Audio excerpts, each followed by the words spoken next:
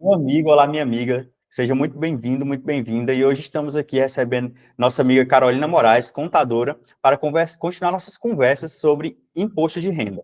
E o tema de hoje é dependentes de imposto de renda. Como a gente sabe, é possível ali deduzir alguns valores por dependente para as fins de imposto de renda. E a gente vai entender como que funciona essa problemática. Porque a Carol até já explicou para a gente um pouco, vai falar para a gente, que em alguns casos nem é favorável você cadastrar o dependente para fim de imposto de renda. Mas vamos entender melhor. Carol, seja muito bem-vinda. Obrigado por aceitar o convite novamente. E como que a gente pode começar a entender essa questão de independentes e imposto de renda? Olá, muito obrigada pelo convite. Bom, quando o contribuinte faz a sua declaração de imposto de renda, ele pode incluir ou não dependentes nessa declaração. Ao incluir dependentes, né, ele também precisa colocar todas as fontes de renda que os dependentes possuem, fontes de renda, bens e gastos. Então, a gente vai ter aqui como analisar, porque pode ser favorável ou não. Pode ser favorável ao ponto de diminuir o valor do imposto a pagar, ou favorável a ponto de aumentar o valor da restituição. Ou às vezes pode ser desfavorável, né? Caso aumente o valor do imposto a pagar ou diminua o valor da restituição. Então a gente vai falar um pouco sobre isso e também mostrar quem são as pessoas que podem ser dependentes da declaração. Excelente, pessoal. A gente luta muito para conseguir renda, né? Conseguir valores para concretizar nossos objetivos, e sempre é bom aproveitar licitamente essas oportunidades de reaver valores que a gente acaba ali contribuindo para o fisco, mas que tem direito de reaver. Então, para isso, a gente preparou, né, uma breve apresentação para vocês, para ficar mais fácil visualizar toda essa explicação. Então, Carol, aqui a gente tem de início que a dedução por dependente pode ser ali de até R$ 2.275, é isso? Isso. Quando você vai fazer a declaração de imposto de renda, né? Você pode selecionar a opção como vai ser calculado o valor do seu imposto a pagar, pelo desconto simplificado ou pelo modelo completo, que é deduções legais. Pelas deduções legais, a gente pode usar esses valores dos dependentes. Quando você inclui um dependente na sua declaração e escolhe a tributação, né, por deduções legais, automaticamente já vai diminuir a base de cálculo do seu imposto para fim de calcular o valor. Um exemplo, a sua renda lá é 30 mil, né? Está lá a base de cálculo de 30 mil reais. Vai ser calculada uma porcentagem de imposto sobre essa base de cálculo. Quando eu incluo independente, já vai abater 30 mil menos o valor de 2.275. Então, já vai diminuir o valor da base de cálculo para calcular o imposto. Eu posso colocar mais de um dependente? Sim, pode incluir até 8 dependentes. Posso colocar o meu cônjuge, posso colocar um filho, mais para frente a gente vai ver.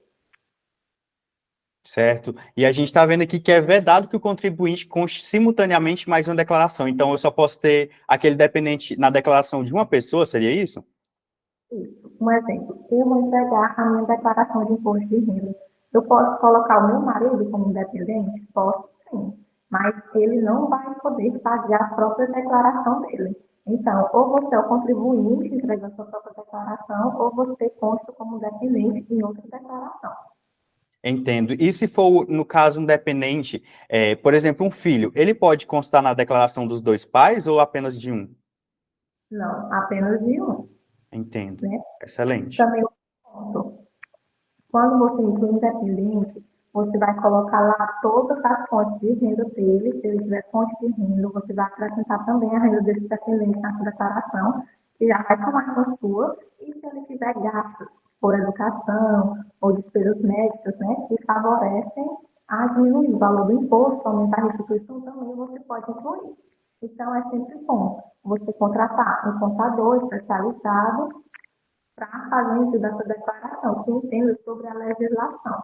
Porque, às vezes, pode ser favorável colocar um dependente, né? Caso ele tenha apenas gastos despesas dedutíveis. É bastante favorável, vai diminuir a base de cálculo. Mas se esse dependente tem rendas altas, que você precisa incluir também, já não vai ser mais tão favorável, porque vai somar com a sua renda. Excelente. E aí vem a pergunta: quem pode ser dependente, né, Carol? Temos aqui alguns exemplos.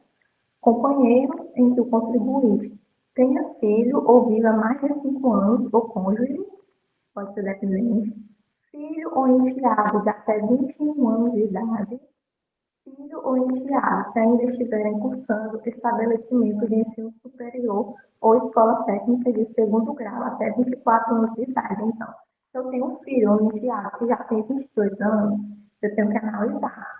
Ele está estudando, fazendo faculdade ou em curso superior? Se sim, ele pode constar na declaração. Se não, ele não pode mais, até os 21 anos. Excelente.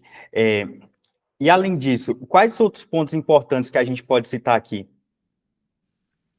Filho ou enteado com deficiência de qualquer idade, quando a sua remuneração não exceder as deduções autorizadas por lei. Quando você coloca um dependente, no exemplo, os gastos com educação tem um limite, mas para frente a gente vai ver de 3 mil e pouco que se pode abater, né? Caso você coloque um valor a mais que isso, em gasto de educação, o valor que ultrapassou não vai diminuir essa base de cálculo.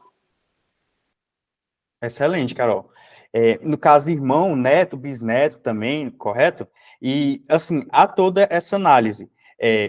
Pode ser pai, filho adotivo também, correto? Sim. Filho adotivo. E essa lista aumenta ainda, né? Também tem outras pessoas que podem ser dependentes. Irmãos, netos, bisnetos têm a renda dos pais com idade de 21 anos até 24 anos, que ainda estiver cursando estabelecimento de ensino superior ou escola técnica de segundo grau, desde que contribuinte tenha obtido a sua guarda civil judicial até os 21 anos, irmão, neto ou bisneto com deficiência tem a renda dos pais, do qual o contribuinte detém a guarda judicial em qualquer idade, quando sua remuneração não exceder as deduções autorizadas por lei. Primeiramente, a gente falou, né, sobre o cônjuge e filhos. E tem um limite de idade para os filhos, até 21 anos de idade, até 24, caso esteja cursando algum ensino superior. Já nesses outros parentes, em caso de irmãos, netos e bisnetos, também tem esse limite de idade que se enquadra, você pode usar ele para como seus descendentes na declaração. A única diferença é que dos irmãos, netos e bisnetos para os filhos, enteados e cônjuges é que para os irmãos, netos e bisnetos, você precisa ter a guarda judicial deles, né? Já no caso do filho ou do cônjuge, não precisa. Sim. Além disso, os pais, avós e bisavós também podem, é isso? Ser dependentes? Isso, desde que tenha a guarda judicial. Excelente. Carol, e como que funciona assim para comprovar os gastos com essas pessoas? Sempre é necessário ter as notas fiscais. Vou numa consulta médica, eu tenho apenas um exame. Posso colocar esse gasto na minha declaração de imposto de renda? Não, porque a Receita pode pedir para você comprovar esses gastos que você teve e elas não aceitam o documento para comprovação que você adquiriu algum serviço, que você prestou algum serviço, é sempre a nota fiscal. Então, quando você for em alguma consulta, né, dentista, médico, sempre pedir a nota fiscal e com a data do que foi feito o procedimento. Porque às vezes as pessoas não pedem, chega lá no ano, né? Fui ano passado numa consulta no dentista, não pedi nota fiscal, eles não mentiram. Agora chegou a época de imposto de renda, né? Aí eu vou lá solicitar para eles, a nota fiscal vai sair com qual data? Vai sair com a data de agora. Então não vai servir, não é possível utilizar, tem que ser com a data do ano passado, porque tudo que a gente vai declarar nesse imposto de renda é referente ao ano passado, de janeiro até dezembro. Sim. E a pessoa pede o comprovante fiscal, a nota fiscal, ela pede em nome do dependente, é isso? Isso, de quem realizou o serviço, entendeu? Sim. Eu fui numa consulta, eu vou pedir a nota fiscal, tem que ser no meu nome, né? Sim. Agora, como eu tenho um filho menor de idade, fui eu que paguei, a nota fiscal pode ser tanto no meu nome quanto no dele. Então pode tanto do pai quanto do dependente, excelente. E aí vem a dica também, enquanto servidor e advogado, eu posso dar para vocês, que é interessante cadastrar ali seu dependente como dependente para fim de imposto de renda no órgão público, que você é servidor também, porque aí há um vínculo entre a Receita Federal e seu órgão, e o órgão costuma fazer uma declaração para a Receita também, então senão depois vai dar uma divergência nessa declaração e acaba que eles não reconhecem direito que todos os valores que você declarou. Carol, quais outros pontos importantes você acha que a pessoa tem que saber antes de pensar em cadastrar um dependente para fim de imposto de renda?